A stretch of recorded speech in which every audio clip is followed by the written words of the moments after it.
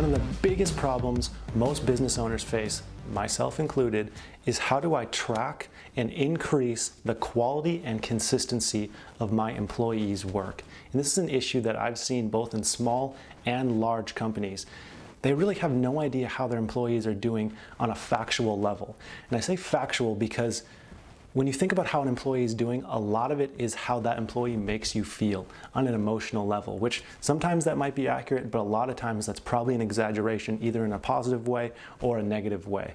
So we don't have a real picture of how this employee is doing in this job position. So over the last 5 months, I've built, planned, and tested an employee grading system that gives me a specific number for each individual employee in each individual job position and exactly how they're doing in a specific time frame, whether they're improving or getting worse, or if I need to promote them or fire them.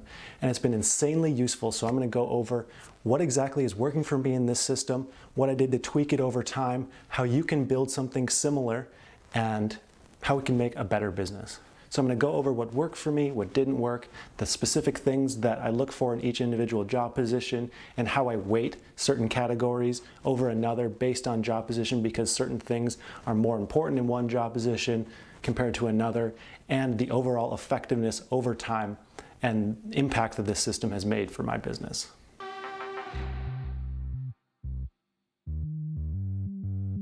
All right, before we get into this, I don't want you to expect any kind of beautifully designed app or anything like that. This is completely built on Google Sheets. It's not built to look pretty.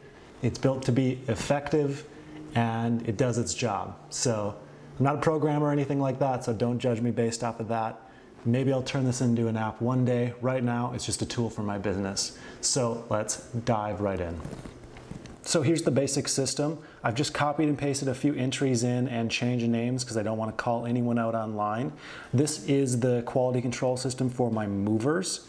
And let me explain how this works. So the first 3 sections here are the 3 questions that we ask each and every customer after a job is completed, how their job went. So the first question is, were the guys professional? Were they friendly? How was their attitude? And they're asked to rate the guys 1 to 5. Was the property protected and cared for? 1 to 5. And was the move performed efficiently? 1 to 5. And ever since we started calling our customers after each and every job, that alone was a game changer in quality and how we can improve and better serve our customers. And then doing the scoring was just another level on top of that. So they're all asked just a 1 to 5 score. We just record it based on exactly what they say. There's no bias there or anything like that. And then we take a note if they have anything extra to say. So this one, everything was good. Customer wavered between 4.5 and 5 on protection, but gave a 5. She said there was no improvements that could be made. So that was a perfect job according to our system. The next one, this person didn't answer the call, so we just leave those blank. The third one that I'm showing here, the guys are fast and excellent. One issue was a broken lamp. So she gave us a 3 on, was the property protected and cared for? I personally would give that a 1 because if there's any form of damage, I consider that a 1, but this is up to the customers. So they get a 3 for that one. And our goal here with the customers is to make this as simple as possible for them. They're taking time out of their day to answer our questions, so we try to make it as quick and easy and effective as possible. And let's go into our in-house grading here. This is the timeliness. This is the arrival to the job, which is based off of the GPS timestamp in which the truck pulls up to the address. If they're right on time or early, they get a 5. Tardiness or call-out, this is for each individual person, whether or not they showed up to work exactly on time or not, or if there's a call-out or some unexcused absence, that's counted here. Truck clean, and are the supplies good? This is just at the end of the day, was the truck clean? Is there the same amount of supplies in there at the end of the day as when they started? Attitude, team player, this is both positive or negative. This is usually a 1 or a 5. If someone does something extraordinary, goes above and beyond to help the team or maybe pick up a shift for someone or is willing to help out in some way, they'll get a 5. If someone has a poor attitude, doesn't want to work with someone, causes a problem, then they would get a 1 for the day. Proper paperwork has to do with everything being signed and just flawless paperwork. That's pretty self-explanatory. And then this last section is for our on-the-job inspections. For each crew lead, we try and show up to at least 1 job per week and give them a score based off of these things. So home protection, cleanliness on the job, wrapping, protecting of furniture, and then their hustle factor. All these scores combined gives them a total score for a group average of all the guys and an individual score that can be tabulated based on time. And then, like I mentioned, certain categories are weighted higher than other categories. And what I mean by that is with this score, certain things affect the total score more than others. So one example of this is property protection. This is actually weighted 3 times as much as the other categories, because basically if there's a damage on a job, that makes a job go from a 5 to a 1. Someone can have an amazing move, and if there's one small damage, they're never going to use this again. So that is super important to us, and honestly could be potentially weighted higher than 3 times more because it's so important. No one's going to refer us if they got a damage on their job. We try and pound it in as much as possible. Everything is protected and wrapped. If a guy damages something, 9 times out of 10, it's due to some form of negligence. You know, accidents do happen, but for the most part, damages can be avoided. So we rate that extremely high, and that has a huge effect on total score. Another one that's rated extremely high is this tardiness and call-out. This isn't so important, like if someone shows up 5 minutes late, that's not the end of the world. But if someone shows up an hour late or as a last-minute call-out, that causes a huge rift and problem with our other guys, because then we either have to call in someone else last minute, we need to send a crew with a guy short. It just has the potential to cause a ripple effect of problems and issues down the way. So this is another one. It's rated 3 times more than everything else, the call-out factor. So a 1 there counts a lot more heavy than a 1 in most of the other categories. And lastly, the wrapping protection category is rated 3 times as well on the in-home inspection part. So that's the same thing. Wrapping protection is extremely important. And to make things factual and not emotional, there's specific guidelines for each question, including how we ask the question to the customers.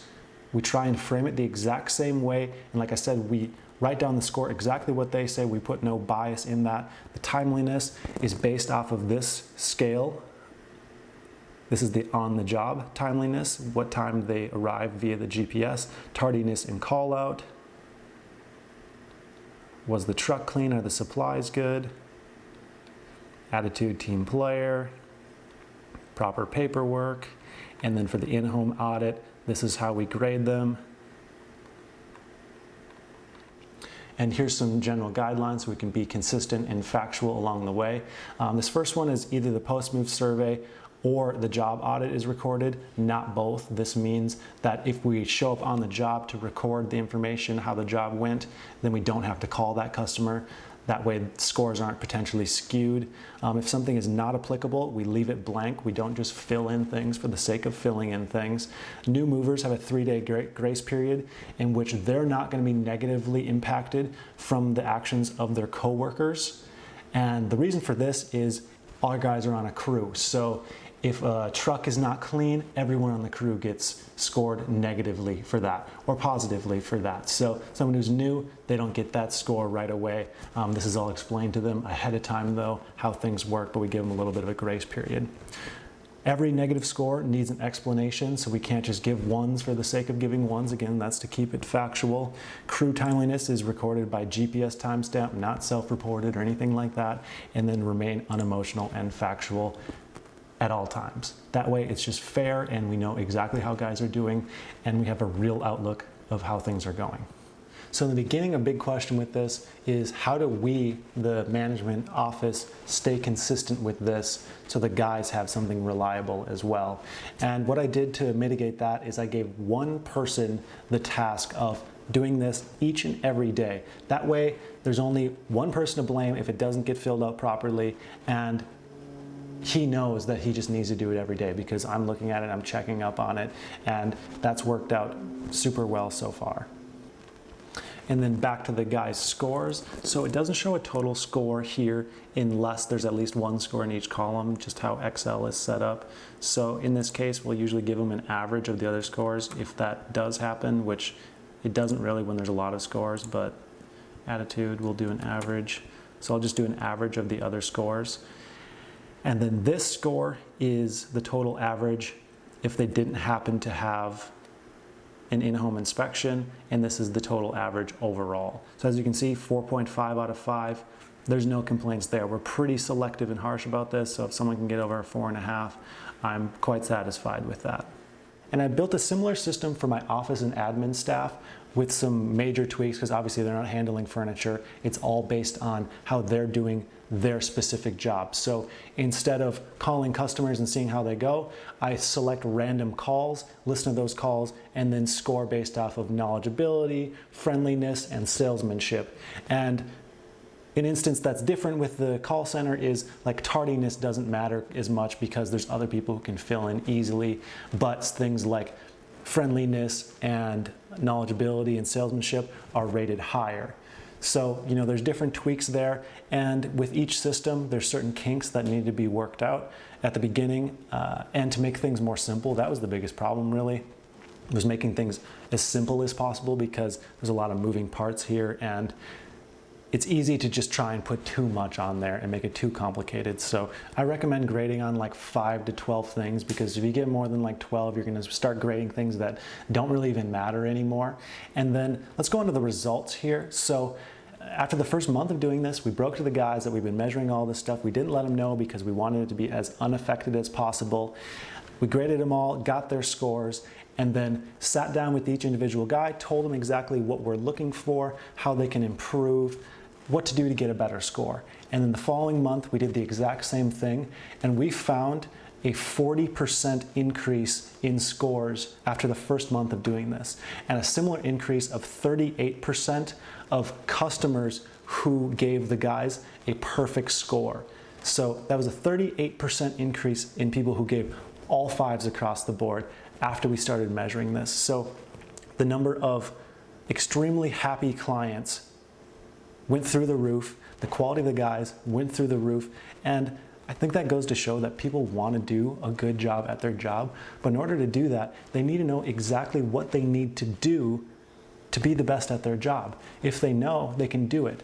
And to make things even a little bit more competitive, what we started doing was posting our guys' scores on the wall so they're all ranked, and they can see how they're doing compared to everyone else. That way there's some extreme transparency on how everyone's doing, there's no bias, and then there's the competitiveness aspect where everyone wants to be at the top. The best guys are gonna work to be at the top, the poor guys are gonna be at the bottom and not care, and we'll be able to just get rid of them. And speaking of getting rid of people, this system actually influenced me to get rid of one of my longest term employees. It was a guy who had worked for me for almost 3 years as a crew lead, and was consistently, over the first 3 periods we do this, at the bottom 2 or 3 people. He did an okay job, but just didn't seem to care anymore. We gave him an opportunity to change. He just didn't care. We ended up firing him. And this is something where if I wasn't doing this measurement, I probably would have kept him around, because I've been like, oh, he's helped me out so much. I didn't know the specifics of the things he was doing poorly, but because of it, we got rid of him, and we're better because of that. So there's already been this huge positive impact because of this system, and I think there's a ton of potential here. So I'm personally going to use this system on all my businesses to track things, see how they're going, and work to improve and improve and improve the quality and customer satisfaction that we're giving. So in the future, I might make this into some form of app, but right now it's just going to be this rudimentary system, because it's not pretty, but it works, it does the job, and there's this massive impact of positive customer reviews. We get more Yelp reviews and Google reviews, and overall, it's just been illuminating. That's the best word for it, illuminating. So thanks for watching. If you guys have any specific suggestions, or if you like this idea and you want to implement something similar, feel free to ask me questions about how to make it, or my opinions on how you could set up something for your own business. And thanks for watching.